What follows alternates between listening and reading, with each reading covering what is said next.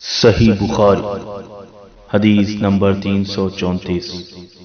حضرت عائشہ رضی اللہ تعالی عنہ نے بتلایا کہ ہم رسول اللہ صلی اللہ علیہ وسلم کے ساتھ بعض سفر غزوہ بنی المصطلق میں تھے۔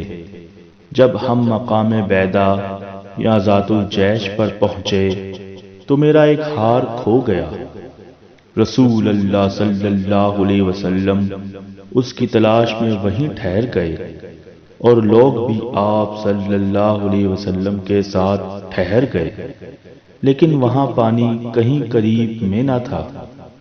لوگ ابو بکر رضی اللہ تعالی عنہ کے پاس آئے اور کہا، عائشہ رضی اللہ تعالی عنہ نے یہ کیا کام کیا کہ رسول اللہ صلی اللہ علیہ وسلم اور تمام لوگوں کو ٹھہرا دیا ہے، اور پانی بھی کہیں قریب میں نہیں ہے اور نہ لوگوں ہی کے ساتھ ہے۔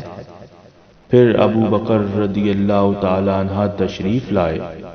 رسول اللہ صلی اللہ علیہ وسلم اپنا سر مبارک میری ران پر رکھے ہوئے سو رہے تھے۔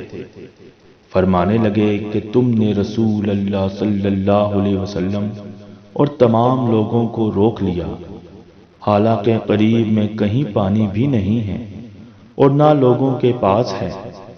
عائشہ رضی اللہ تعالی عنہ کہتی ہیں کہ والد ماجد رضی اللہ تعالی عنہ مجھ پر بہت خفا ہوئے، اور اللہ نے جو چاہا انہوں نے مجھے کہا اور اپنے ہاتھ سے میری کوکھ میں کچوکے لگائے۔ رسول اللہ صلی اللہ علیہ وسلم کا سر مبارک میری ران پر تھا، اس وجہ سے میں حرکت بھی نہیں کر سکتی تھی۔ رسول اللہ صلی اللہ علیہ وسلم جب صبح کے وقت اٹھے تو پانی کا پتہ تک نہ تھا۔ پس اللہ تعالیٰ نے تیمم کی آیت اتاری اور لوگوں نے تیمم کیا۔ اس پر اسید بن حذیر رضی اللہ تعالی عنہ نے کہا، اے آل ابی بکر، یہ تمہاری کوئی پہلی برکت نہیں ہے۔ عائشہ رضی اللہ تعالی عنہ نے فرمایا، پھر ہم نے اس اونٹ کو ہٹایا جس پر میں سوار تھی، تو ہار اسی کے نیچے مل گیا۔